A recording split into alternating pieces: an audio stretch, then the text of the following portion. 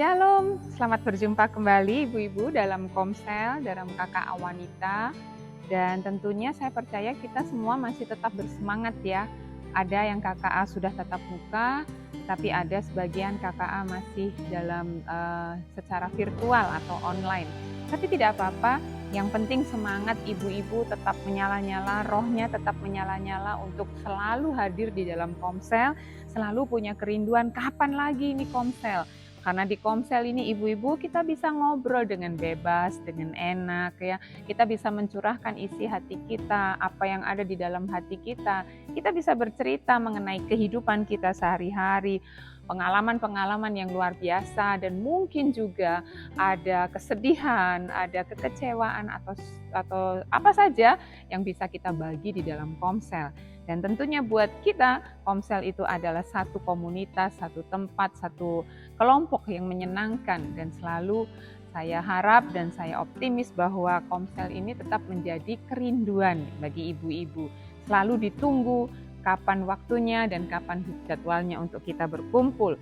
Untuk minggu ini, bahan Komsel kita akan baca bersama-sama di dalam kitab Lukas pasal yang ke-6 ayat 43 sampai 45. Bunyinya demikian, pohon dan buahnya, karena tidak ada pohon yang baik yang menghasilkan buah yang tidak baik, dan juga tidak ada pohon yang tidak baik yang menghasilkan buah yang baik.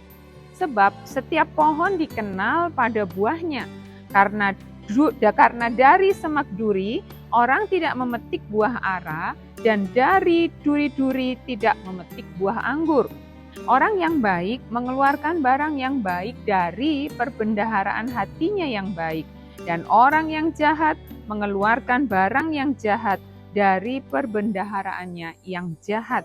Karena yang diucapkan mulutnya meluap dari hatinya. Ibu-ibu, setelah kita membaca Lukas pasal yang ke-6 ayat 43 sampai 45 tadi, maka pertanyaan renungan buat kita share bersama-sama adalah yang pertama, bacalah ayat tersebut di atas dan berikan pendapat Anda tentang kondisi hati manusia.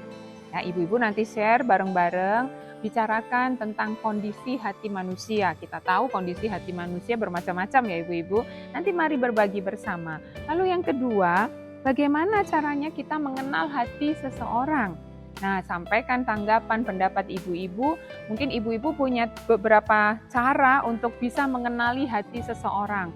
Oh, saya tahu hati orang ini begini karena dari apa gitu. Ibu-ibu bisa sampaikan pendapat ibu-ibu masing-masing di dalam Komsel. Bagaimana caranya kita bisa mengenali hati seseorang. Nah, setelah itu mari kita lanjutkan pembahasan dari Lukas 6 ayat 43 sampai 45 ini.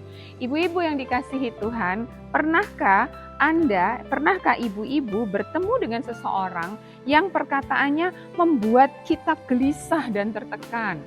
Pernahkah kita bertemu dengan seseorang yang perkataannya membuat kita kehilangan damai sejahtera dan sukacita?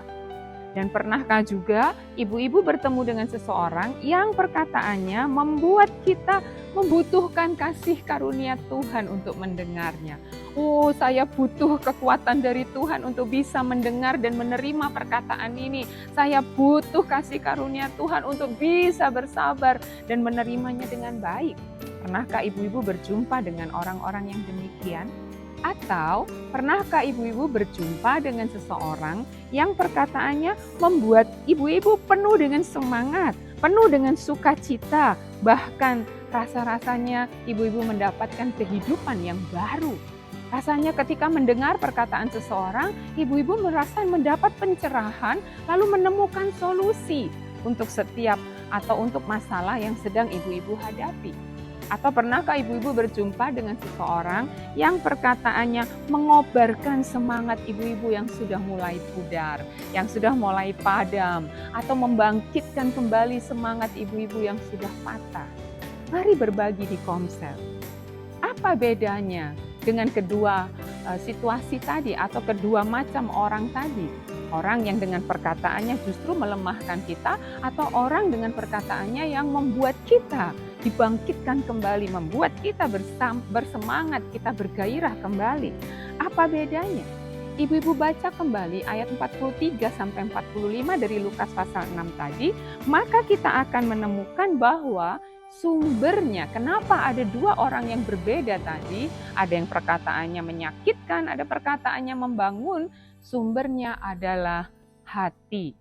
Dikatakan tadi di dalam ayat 43 sampai 45 bahwa dari hati yang jahat keluarlah hal-hal yang jahat, dari hati yang baik keluarlah hal-hal yang baik. Sumbernya adalah hati manusia, ibu-ibu, hati ibu-ibu dan saya. Hati yang baik perkataannya pasti baik, hati yang jahat sudah pasti perkataannya itu akan jahat juga. Tapi mungkin nanti akan ada bahasan bahwa kita pernah berjumpa dengan orang-orang yang perkataannya baik, tetapi kok hatinya jahat. Itulah yang kita bilang manipulasi, itulah yang kita bilang munafik. Orang bisa berpura-pura, tetapi sebenarnya kita tidak bisa menutupi bahwa jika hati kita jahat, maka yang keluar adalah hal-hal yang jahat. Ibu-ibu yang dikasihi Tuhan, kita harus membiarkan hati kita ini dibaharui terus-menerus. Hati ini harus terus-menerus diperbaharui. Dari hati yang baru ini akan mengalir perkataan-perkataan yang membangun, menghibur, serta menguatkan dan membangkitkan semangat yang mendengarnya.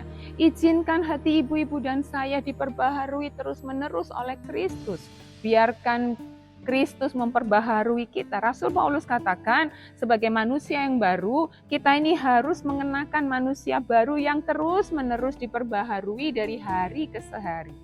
Ketika ibu dan saya menerima Kristus, kita menjadi ciptaan baru, betul. Tetapi hati ini harus terus-menerus diperbaharui. Tidak bisa ibu-ibu lalu setelah percaya kepada Kristus menjadi ciptaan yang baru, lalu ibu-ibu berhenti.